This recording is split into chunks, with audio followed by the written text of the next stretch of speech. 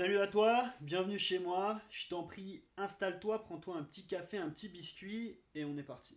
Parce qu'aujourd'hui, j'ai envie de te parler de l'importance de la muscu dans la perte de gras. Mais d'un autre côté, j'ai aussi envie de te dire, c'est pas forcément une obligation, ok? Donc, il faut pas que tu culpabilises de pas faire de la muscu, parce que souvent, la muscu, c'est pas fait forcément pour tout le monde, ok? Bien évidemment, moi, toutes les personnes que j'accompagne, je les accompagne et aussi sur l'aspect muscu, parce que pour moi, ça reste vraiment indispensable et il y a toujours moyen de trouver un équilibre dans sa pratique au quotidien sans que ça devienne une corvée de faire de la muscu. Mais reste conscient que c'est pas une obligation quand tu veux perdre du gras. Ça va aider, mais c'est pas une obligation. Donc déjà, pourquoi est-ce que c'est pas indispensable pour perdre du gras? C'est très simple. Quand tu veux perdre du gras, tu dois créer un déficit calorique. Ok, ça veut dire que tu dois manger moins de calories que ce dont ton corps a besoin dans une journée. Donc ça, c'est juste de l'alimentation. Ça n'a rien à voir avec le fait de faire de la muscu ou pas. Parce que même si tu faisais de la muscu, ça brûle entre 2 et 400 calories dans une journée, ok? Mais tu vas pas faire forcément de la muscu tous les jours.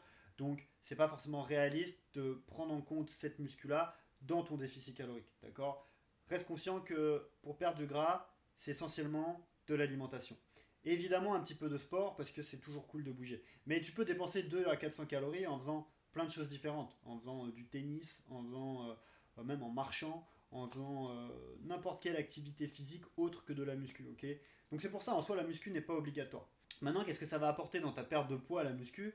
Ça va apporter deux choses notamment. La première, c'est que ça va te permettre de stimuler ton système musculaire. Ok, pourquoi c'est important dans la perte de gras? Parce que ce qu'il faut bien que tu comprennes, c'est que le corps, lui, quand tu fais un déficit calorique, tout ce qu'il comprend, c'est que, ok, j'ai pas assez de calories, donc ça veut dire que je vais devoir convertir des tissus de mon corps en énergie. Donc typiquement, brûler du gras pour faire de l'énergie. Le truc, c'est que il va pas faire que ça, il va pas brûler que du gras. Il va aussi avoir tendance à aller chercher ailleurs, et notamment dans ses tissus musculaires, donc sa masse musculaire.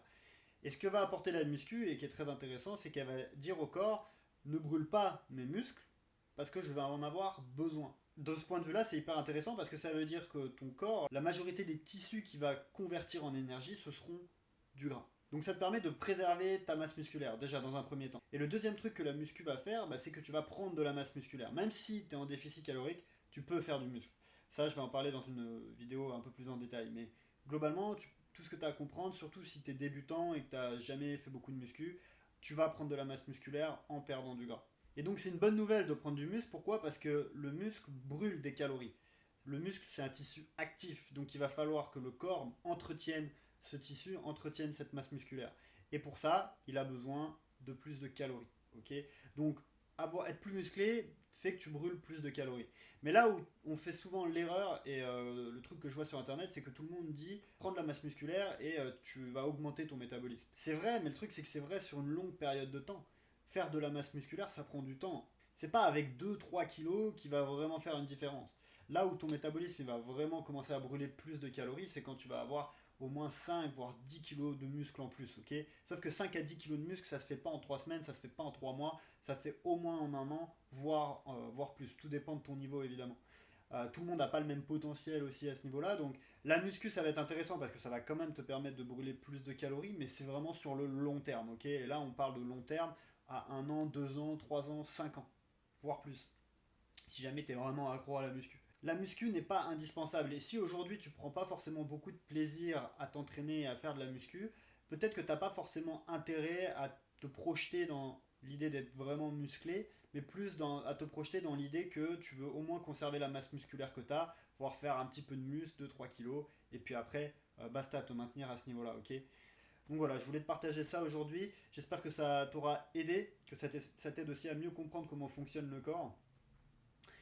Et si jamais tu as des questions sur le sujet, n'hésite pas à me les poster en commentaire. Et si aujourd'hui tu n'arrives pas à perdre de gras, ou tu n'arrives pas à atteindre le niveau de sèche que tu veux, ou même que tu reprends du gras malgré tous tes efforts, dans ce cas-là, n'hésite pas à réserver un appel avec moi. J'ai mis le lien dans la description. On s'appelle, on en discute directement et on trouve une solution. Sur ce, je te dis à très bientôt dans une prochaine vidéo. Ciao.